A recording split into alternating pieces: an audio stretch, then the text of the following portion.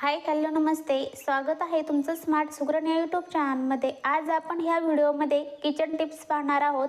रोजचा स्वयंपाक बनवताना या किचन टिप्स खूपच महत्त्वाच्या आहेत। शिरा करताना रवा निम्मा भाजल्यानंतर ओल्या नारळाचा चव घालून पुन्हा भाजावा, नंतर नेहमीसारखा शिरा करावा। शिरा जास्त चवदार होतो। मेथी न भिजवता मेथीचे लाडू करायचे असल्यास मेथी चांगली भाजून घेऊन पावडर तयार करून रव्याबरोबर लाडू करावेत। लाडू खूपच छान होतात। बेसन लाडू करताना हरभरा डाळ भाजून नंतर डाळ दळून त्याचे लाडू करावेत।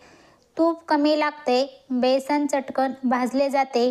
डाळ भाजल्यामुळे पौष्टिकपणा वाढतो। लाडू पचायलाही हलके होतात आणि चवीला देखील खूपच खमंग होतात।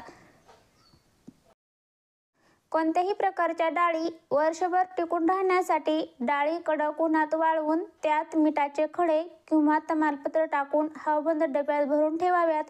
यामुळे डाळी वर्षभर चांगल्या राहतात। जर तुम्ही कामात असाल आणि गॅसवर दूध तापवत ठेवले असेल तर दुधाच्या पातेल्यावर आडवे चमचा किंवा उलटाने ठेवा। यामुळे दूध उतू जाणार नाही। मिरच्या कापताना हात तिखट होऊ नये म्हणून मिरच्या कापण्या अगोदर हाताला गोडे तेल किंवा खाण्याचे कोणतेही तेल लावावे। दही जास्त आंबट झाले तर त्यामध्ये ग्लासभर पाणी टाकावे आणि थोड्या वेळात ते पाणी काढून टाकावे। यामुळे दह्याचा आंबटपणा निघून जातो। वांग्यासारखी कोणतीही भाजी करताना किंवा भरीत करताना पापड भाजताना नेहमी जाळी वापरावी। यामुळे गॅस बर्नर काळा होणार नाही। साखरेचा पाक केल्यानंतर पाकात साखरेचे कण परत होऊ नयेत म्हणून पाकात थोडं लिंबूरस पिळावं। तूप कढवताना त्यामध्ये तुळशीची पाने टाकावीत।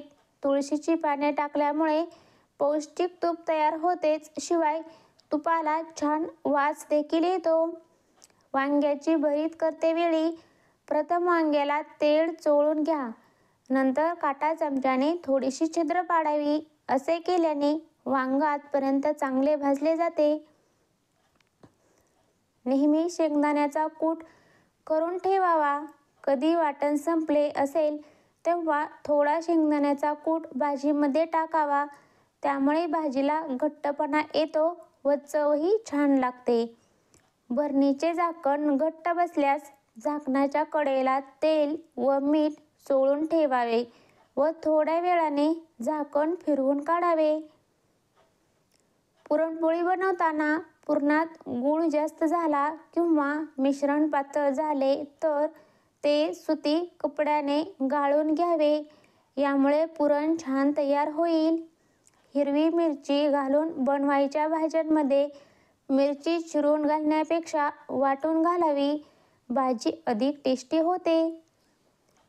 पिठले एकदम टेस्टी आणि झणझणीत होण्यासाठी हिरव्या मिरचीचा वापर करावा आणि मिरची थोडी जास्त प्रमाणात घालावी, म्हणजे पिठले स्वादिष्ट होते। पुऱ्या किंवा वडे करताना पिठात थोडा रवा टाकावा व पीठ भिजवावे। पुऱ्या किंवा वडे खुसखुशीत होतात व तेलही कमी लागते। डाळ जास्त प्रमाणात शिजवली असेल तर ते दुसऱ्या दिवशी पराठ्याचे पीठ मळताना त्यात टाका। पराठे अधिक पौष्टिक होतील। शिळा भात उरला तर त्याला फोडणी द्या आणि फोडणीचा भात तयार करा।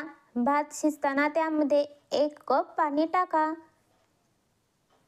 शिळ्या पोळीचा वापर करून तुम्ही पोळीचा शिरा, लाडू अथवा एखादा तिखट पदार्थ करू शकता। मात्र यासाठी शिळी पोळी मिक्सरमध्ये बारीक करा। दिवाळीत उरलेले पदार्थ चकली, शेव आणि चिवडा यांचा पुन्हा वापर करून ते मिक्सरमधून काढा आणि त्यामध्ये कांदा, कोथिंबीर व टोमॅटो टाकून मस्त थालीपीठ बनवा। बटाटे जास्त प्रमाणात उकडलेले असतील तर ते फ्रीजमध्ये ठेवून नंतर सँडविच, आलू पराठा, पॅटीज, टिक्कीसाठी वापरता येतात किंवा तुम्ही हे मिश्रण पाणीपुरीसाठी देखील वापरू शकता. पोळ्याची कणिक, थालीपीठाचे भिजवलेले पीठ किंवा थेपल्याचे कणिक मळताना तुम्ही त्यात उरलेले ताक मिसळू शकता, ज्यामुळे पोळ्या, पराठे एकदम मऊ होतात. आपल्या घरातील तुपाचे भांडे, तेलाची बॉटल वापरल्यानंतर या भांड्याच्या खाली त्याच्या साईजच्या ताटल्या ठेवाव्यात किंवा न वापरलेले प्लॅस्टिकचे डबे असतील किंवा त्याचे झाकण ठेवावे. त्यामुळे तेलाचे डाग किचन ओट्यावर लागत नाहीत आणि आपला ओटा एकदम स्वच्छ होतो. अशा प्रकारे मी या व्हिडिओमधून खूप साऱ्या किचन टिप्स सांगितलेल्या आहेत. तुम्हाला हे किचन टिप्स आवडल्यास लाईक करा, शेअर करा आणि चॅनलला सबस्क्राईब करा. संपूर्ण व्हिडिओ पाहिल्याबद्दल थँक्यू.